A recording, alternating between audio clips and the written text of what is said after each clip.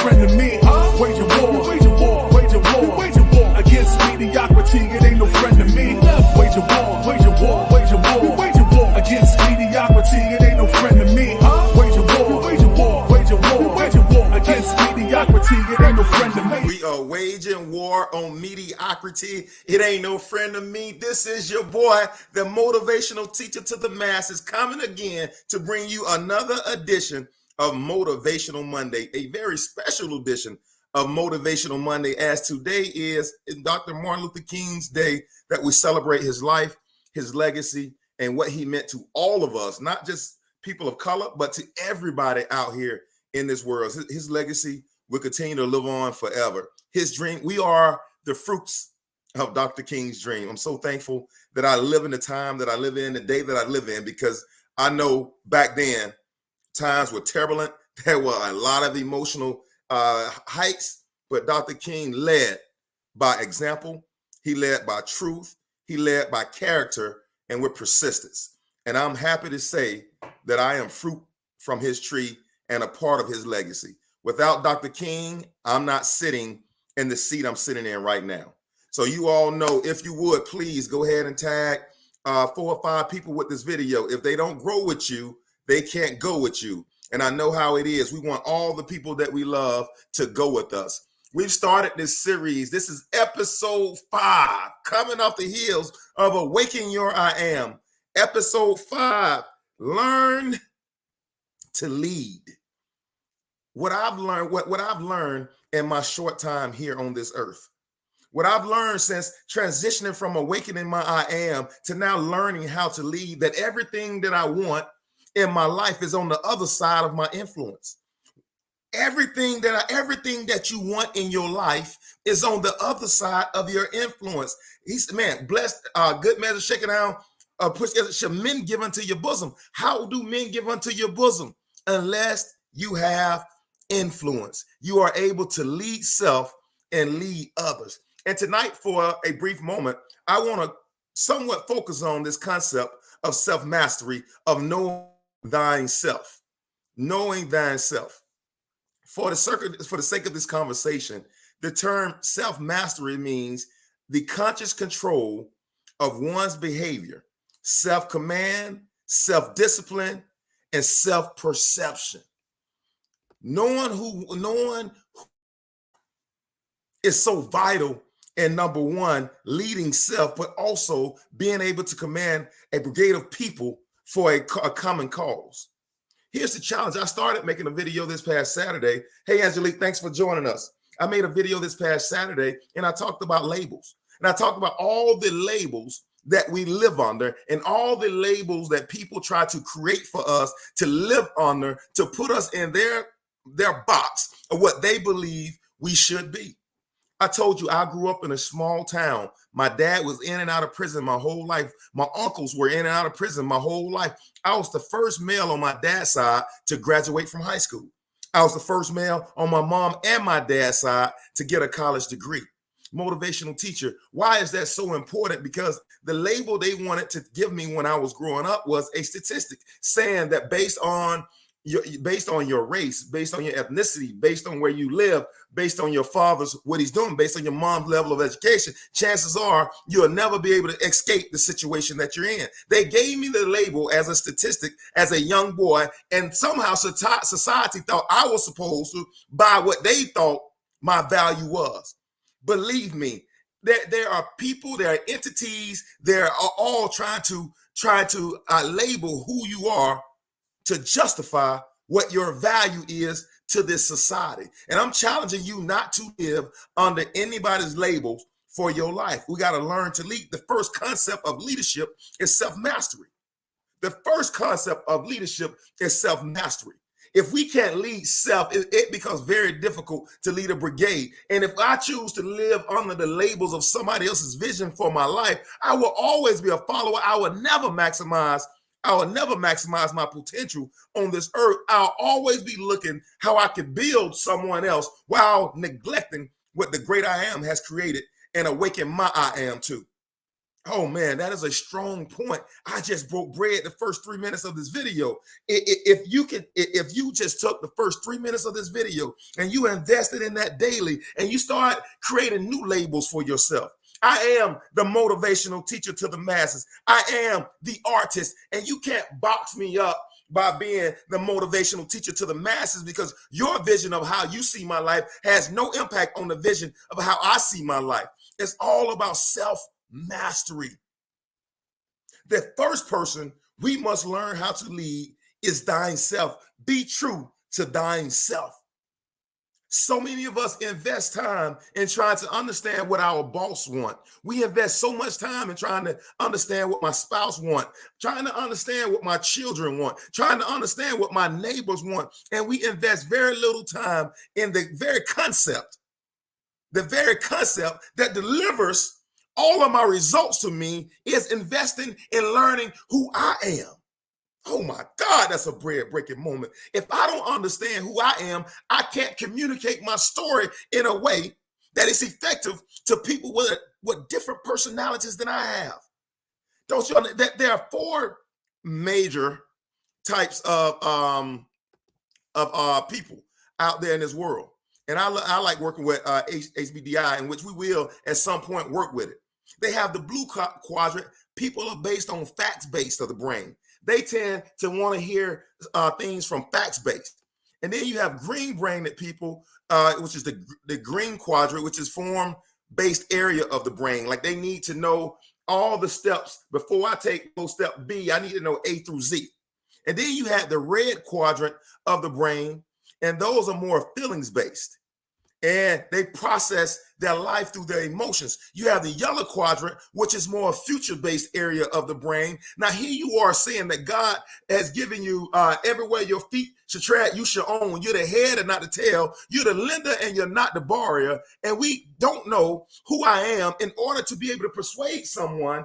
Because if I'm the lender, that means somebody needs to borrow from me. That means I've been successful enough that I'm no longer to borrow, which means that I'm in a position where I can lend. But if I don't know who I am, I'll never understand how to convey my story in a way that is impactful to anybody on the other side of the table from me. Leadership is influence, nothing less or nothing more, according to John Maxwell. And the first person I have to influence is me. This concept of self-mastery. One reason why you see so many wars and rumors of wars, and you see Procter and Gamble split, and you see so many big organizations. You saw Stephen Jobs was fired from Apple, a company where he started, and then brought back to Apple because they realized his true value once he was gone. Ray Kroc and the McDonald brothers had to split in order for Ray Kroc to grow the McDonald's franchise the way that he saw it. Why motivational teacher? Why motivational teacher? Because first of all, you have to understand who you are. Most people ego, I'm going to say this, most people have inflated egos when they have no concept of self-mastery. That's why it's so important to partner with people that understands thyself. I know where I'm efficient. I know where I'm good. I know where I add value. I don't need a person in my organization just like me. I need somebody who adds a different set of values, a different set of beliefs, who brings a different skill set to the table than I have. But in order for me first to know, I have to be honest with myself, drop my ego and say, Aunt, you don't have all the answers. And most time people have inflated egos because they don't know thyself. To thyself be true. And that's why you see marriages that are lasting 6-8 months before divorces. How can two people, number one, I don't know myself. Number two, if I don't know who I am, how can I convey to somebody what my needs are? Oh my God. If I don't know who I am, how can I convey what my feelings are? If I don't know who I am, how can I raise a litter of children who know who they are? To thyself be true. If I don't understand where my gaps are, how can I ever get to the next level of life? Because my self-development and growth says I got to work in areas. I work on my strengths, but I got to lessen where I'm weak. Well, motivational teacher, I'm breaking bread tonight. To thine self be true. Self-mastery. Self-mastery, the conscious control of one's behavior, thoughts, actions, and commands. The conscious control. I want to be a boss. Rick Ross, I'm the biggest boss of them all. I want everybody, we want to be a boss. I want to be, I want this and I want that, but nonetheless, I cannot control my own selfish desires. If you don't understand, come on, Angelique, if you don't understand yourself, your ego will take over. That's why you see so many, that's why you see in our world today, in politics, they can't get along. I don't know how much you all keep up with sports, but you see in the NFL world that a team of owners have now decided to split the team and split the value of the team because of the ability of not being able to work together. When you don't know who you are, it's easy for ego. I just broke bread to create the narrative. If ego is creating the narrative, you're always making yourself bigger than what you are. You're making yourself more important than what you truly are. And when you have a huge ego, it's easier for a camel to go through an eye of a needle than for an egomaniac to galvanize a group of people together for one common cause. Ego. Right now, we're in the day of Dr. Martin Luther King's and his celebration, his life and his legacy. And we talk about the value that one man can create for a society. How, trust me, it was a lot of people doing the work. It wasn't just Dr. King in a silo by himself. It was a lot of people, Ralph Abernathy. It was a lot of people, Elijah Cummings. There were a lot of people, Rosa Parks. There were a lot of people. Mahalia Jackson. There were a lot of people doing the work, but it was one person out front conveying the vision.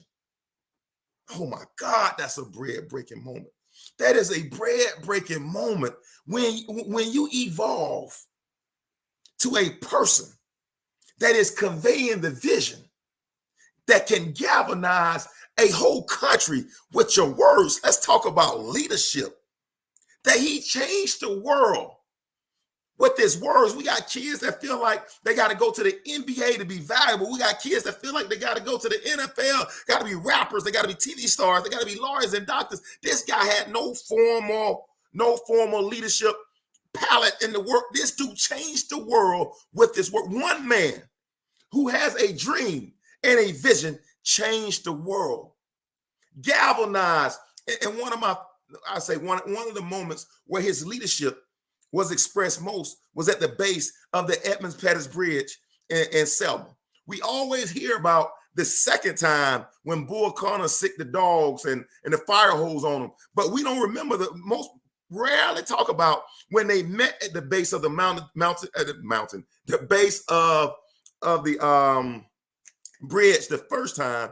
And Dr. Martin Luther King saw the people were so emotionally charged that he stopped everybody and said, turn around and go back home. That's leadership. That is leadership. He saw that the people were so emotionally charged that they could not make the journey over the Edmund Pettus Bridge without provoking Bull Connor and the fire hoses and the state troopers and the dogs. Martin Luther King sent everybody back home. Man, you talk about a concept of self-mastery. Talk about a concept of self-mastery and understand the group of people that I'm leading. Oh my God. He said, this is not the day, not because I got people on the other side, but because right today we haven't mastered our emotions. Boy, that's a bread-breaking moment. He sent everybody back. And I believe it was the Selma Bridge, the Edmund Pettus Bridge in Selma, as it was televised, when people of different ethnicities, people of different races, people of different countries start seeing how unfairly treated African Americans were in America. And that's when other people decided to join this fight. It was one moment, leadership, where he made a call to turn around because he realized self-mastery is that right now I'm not emotionally charged to be able to manage this situation. And not am I not only emotionally ready, but my team behind me is not. What do you, man, come on, man. Think about the ramifications of that one decision. Think about what people are saying at the start of the Edmund Pettus Bridge when Martin Luther King had galvanized. We're going to the other side. And he got there, waved his hand and said, no, go back home. Today is not the day. Leadership requires bold decisions. Leadership requires that I can look in the mirror and say, motivational teacher, I got to work in this area. I got 2 and 3 things together over here, but I got room to grow in area 4, 5, and 6. Oh my God, that's self-mastery. That's self-mastery. In order to lead a group, I'm telling you, man, like motivational teacher, what makes you qualified to be able to have this conversation with leadership? Ladies and gentlemen, I've been on this quest of learning how to lead the last 10 years. The last 10 years, I've been learning how to lead. I have led a brigade of 50 people that were commission only through Primerica Financial Services. I've led a group of people that made $100,000 to $200,000 salaries. I've led a brigade of people across the spectrum. I've led people that look like me. I've led people that spoke different languages than me. I've led people that had different goals than me. I'm qualified for this conversation. I've been leading people, and currently I have under my charge over 220 people right now that I lead. This is why there's nobody more prepared. There's nobody that have seen what I've seen through the lens of which I've seen it that can prepare somebody to get ready to take a brigade. I'm telling you, and that's why we're starting this series right here first. First you have to master your doggone self. As you walk out in front of people, if there are chinks in your armor and you're unaware, the first thing you want to do is defend yourself. And the worst thing you could do in front of a group of people is to defend yourself when all 99 people are saying the same thing about your character or the chink in your armor. The first rule is to know thine self. To thine own self be true. That is a broken moment. We have to make a conscious, deliberate, and intentional decision to remove, this is going to sound bad, but in order to lead, we got to start even removing our own biases about me. You got to remove your own self-biases about yourself. Most of the things we believe about ourselves, not something that we learn, is more so about something that somebody said about us that's been living rent-free in our own minds.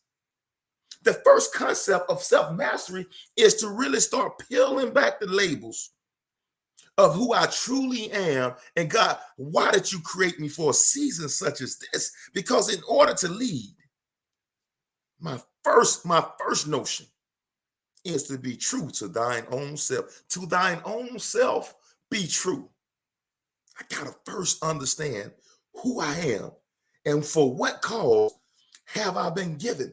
Turbulent times are coming. Oh my God, anytime you lead people, anytime you're leading yourself, anytime you're trying to make a decision, you're leading a family, you're leading a classroom, you're leading a school, you're leading the center you're at, Angelique, you're leading you're leading a whole nurses division. Whenever you're leading, there will be times where there will be turbulence. There will be turbulent times. I just need for you to know that. And if I'm not conscious of my own feelings, my own emotions, and my own thoughts, sometimes leaders tend to make decisions from a place of brokenness, from a place of self-defeat, from a place of lack, from a place of ego. I love the fact the greatest leader of all time, when he was about to give his life for this cause, I came into this earth. I love the fact that when the leader, the greatest leader of all time, who ministry only lasted 3.5 years, but we're fruit from his tree. And it was one of the toughest time of his life. He's in the Garden of Gethsemane. He's about to have to give his own life for a group of people that was going to get crucified. And he went over there and said, oh my God, it's tough. It's hard. Why hast thou forsaken me? He said, God, not as my will, but as your will.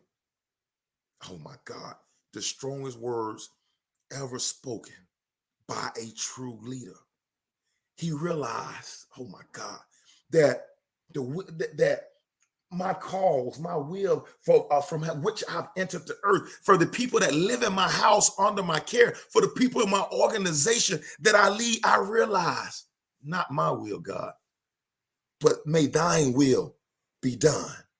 Use me as leadership is selfless.